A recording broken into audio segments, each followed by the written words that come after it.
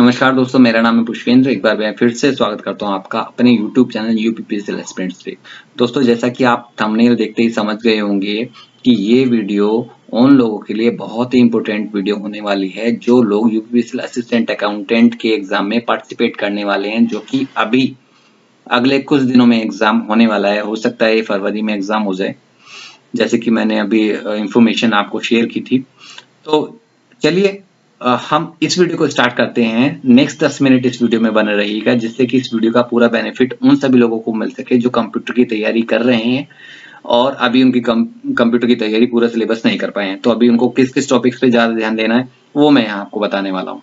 तो चलिए मैं आपको सीधा ले सकता हूँ अपनी नेक्स्ट स्लाइड पर और बताता हूँ कि कौन से टॉपिक्स पर आपको ज़्यादा ध्यान देने की जरूरत है। ठीक है, देखिए यहाँ आप यहाँ देखेंगे कि मैंने कुछ इंपॉर्टेंट टॉपिक्स यहाँ पे लिखे हैं जो कि पिछले एग्जाम्स में पूछे गए हैं। तो मैंने फरवरी 2022 में जो एग्जाम अभी असिस्टेंट अकाउंटेंट का हुआ था, उससे पहले बैकलॉग एग्जाम जो हुआ था और उससे पहले यूपी एनुअल का एग्जाम जो असिस्टेंट अकाउंटेंट का, मैंने 3 एग्जाम्स को लिया है और उसमें कौन से टॉपिक से कितने क्वेश्चन पूछे गए हैं मैंने वो यहाँ पे लिया है।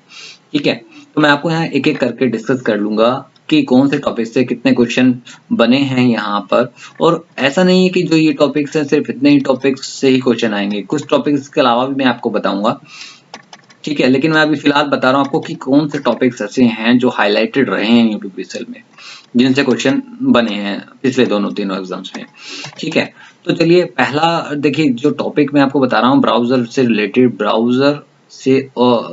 क्वेश्चन हमेशा पूछे गए हैं। पिछले एग्जाम में एक क्वेश्चन, उससे पहले एग्जाम में 2 क्वेश्चन से पूछे गए थे। गूगल क्रोम का मिनिमम जूम साइज क्या है, मैक्सिमम जूम साइज क्या है, या फिर ऑप्शन देख के आपको पूछ सकता है कि इनमें से कौन सा ब्राउजर वेब ब्राउजर है या इनमें से कौन सा वेब ब्राउजर नहीं है। इस तरह का क्वेश्चन ये पूछ सकते हैं। इससे अगला टॉपिक है ऑपरेटिंग सिस्टम और विंडो से रिलेटेड, कि ऑपरेटिंग सिस्टम में जैसे कि बूटिंग से रिलेटेड कोई क्वेश्चन आपसे पूछ सकता है, विंडो में पाथ सेटिंग से रिलेटेड आपसे कोई क्वेश्चन पूछ सकता है, फोल्डर मैनेजमेंट से सिस्टम कोई पूछ सकता है। तो इस तरह के क्वेश्चन आप देखिए पिछले एग्जाम में 9 क्वेश्चंस बने हैं और उससे पहले भी 3 क्वेश्चन बने हैं।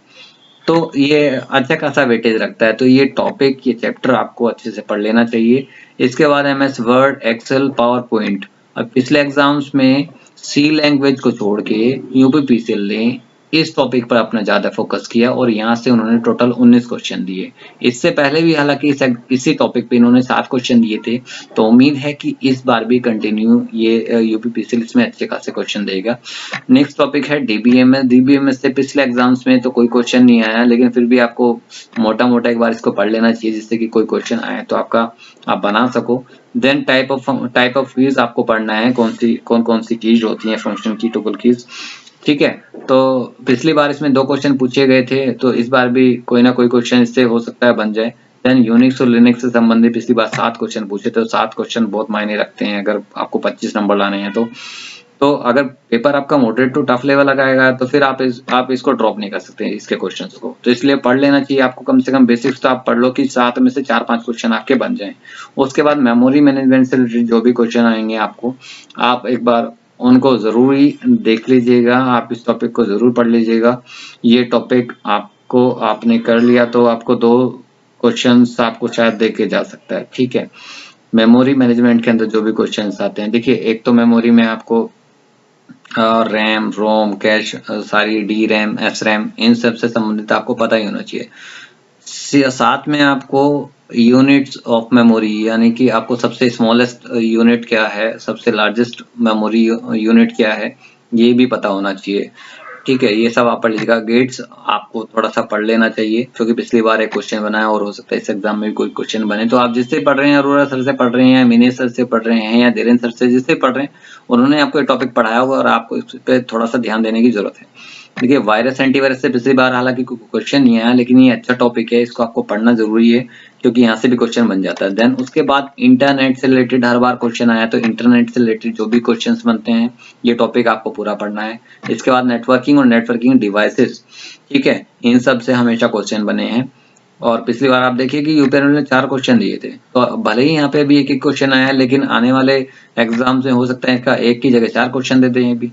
उसके बाद नेटवर्क टोपोलॉजी से हालांकि क्वेश्चन तो नहीं आया पिछले एग्जाम्स में, लेकिन यूपीपीएसएल कभी भी कोई भी टॉपिक जरूरी नहीं कि वो रिपीट करे, हो सकता है नेटवर्क टोपोलॉजी से इस बार कोई क्वेश्चन दे दे तो टॉपिक अच्छा है, इस बार हो सकता है ये नेटवर्क टोपोलॉजी से रिलेटेड क्वेश्चन आ जाए। उसके बाद नंबर सिस्टम आ जाता है, binary to decimal, decimal to binary, या कोई भी और भी कन्वर्जन आप इसको आप देख लीजिएगा। नंबर सिस्टम से पिछली बार भी 2 क्वेश्चन बने थे और इस बार भी कोई ना कोई इसमें क्वेश्चन जरूर बनेंगे।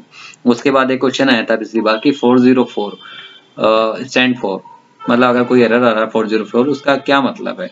तो ये आप जितने तरह के 405 401 सबका मतलब एक बार आप देख लीजिएगा क्या क्या क्या रीजन रहता है इन एरर्स का, तो वो आपसे पूछ सकता है। देन उसके बाद history of computer, history of computer में आप जनरेशन एक बार आप देख लीजिएगा कि कौन कौन सी इसकी जनरेशंस कौन कौन सी इसकी जनरेशंस रही हैं। ठीक है, पिछली बार एक क्वेश्चन बना था इसमें, यह सबसे पहला डिजिटल कंप्यूटर कौन था, या भारत में इंडिया में सबसे पहला कंप्यूटर कौन सा था। ठीक है, तो हिस्ट्री ऑफ कंप्यूटर से हालांकि मुझे लगता है एक ही क्वेश्चन आएगा, लेकिन एक क्वेश्चन भी मायने रख जाता है। जब आपका कभी कभी आधे नंबर सही रह जाता है किसी का सिलेक्शन, तो एक नंबर भी बहुत मैटर करता है। उसके बाद फुल फॉर्म जरूर पूछी जाती है कोई ना कोई, पिछली बार भी पूछी गई थी और उससे पिछली बार तीन फुल फॉर्म पूछी गई थी, जेपीजी की, टीसीपी की और पीडीएफ की। हालांकि तीनों इजी फुल फॉर्म पूछी थी, लेकिन फिर भी आप पढ़ के जाइएगा, मैक्सिमम जो भी आपसे हो सके फुल फॉर्म जरूर पूछी जाती है। एस्काई कोड से रिलेटेड एक क्वेश्चन आया था, तो एस्काई कोड आप देख लीजिएगा। www बेस्ड क्वेश्चन पिछली बार एक क्वेश्चन आया था, उससे पहले कोई क्वेश्चन नहीं आया था, लेकिन www से रिलेटेड आप पूरा चैप्टर आप कर लीजिएगा, उससे आपका काम हो जाएगा। सी लैंग्वेज से रिलेटेड पिछली बार कोई क्वेश्चन नहीं आया, लेकिन उससे पहले जो बैकलॉग का एग्जाम था 13 क्वेश्चन आए थे। हालांकि बहुत हाई प्रोग्रामिंग से के क्वेश्चन नहीं थे, एक एवरेज लेवल के क्वेश्चन थे कि जो अगर किसी ने उसका बेसिक ठीक अच्छे से पढ़ लिया तो क्वेश्चन उसको कर सकता है। तो हो सकता है दोबारा रिपीट यूपीपीएसएल दोबारा रिपीट कर दे सी लैंग्वेज, और 13 क्वेश्चन वहां बनाए थे, हो सकता है 8-10 क्वेश्चन बना दे दोबारा। तो ये टॉपिक्स आपको करना बहुत जरूरी है, इसका वेटेज बहुत ज्यादा हो सकता है। उसके बाद ईमेल, डॉटनेट, एचटीएमएल, मल्टीमीडिया, ठीक है, इन सब से क्वेश्चन आप देखिए 2 3 4 तो ईमेल से हालांकि पिछले एग्जाम में कोई क्वेश्चन नहीं बना इन टॉपिक से, जो भी फरवरी में लास्ट एग्जाम हुआ था, सीपीयू से रिलेटेड, शॉर्ट की, आईपी एड्रेस, ठीक है, लेकिन पिछले एग्जाम्स में इनसे क्वेश्चन बने हैं। तो इन टॉपिक से क्वेश्चन कभी भी आ सकता है, इस एग्जाम में आ सकता है मेरे हिसाब से, ईमेल से या डॉटनेट से रिलेटेड जरूर आ सकता है। एचटीएमएल पढ़ना आपको जरूरी है, मल्टीमीडिया से जुड़े क्वेश्चंस एग्जाम्स में आते हैं, सिर्फ पिछले एग्जाम में नहीं आया, अदरवाइज यूपीआरएल भी हर एग्जाम में अपना देता है, एचटीएमएल भी देता है, एचटीएमएल से रिलेटेड क्वेश्चंस भी आते हैं, चाहे वो यूपीआरएल का एग्जाम हो चाहे वो यूपीपीएसएल का एग्जाम हो। तो ये टॉपिक्स आपको कवर करने जरूरी हैं। साथ में सीपीयू से रिलेटेड क्वेश्चंस भी आते हैं, जिसमें सीपीयू मैनेजमेंट भी आता है, एएलयू यूनिट के बारे में आता है।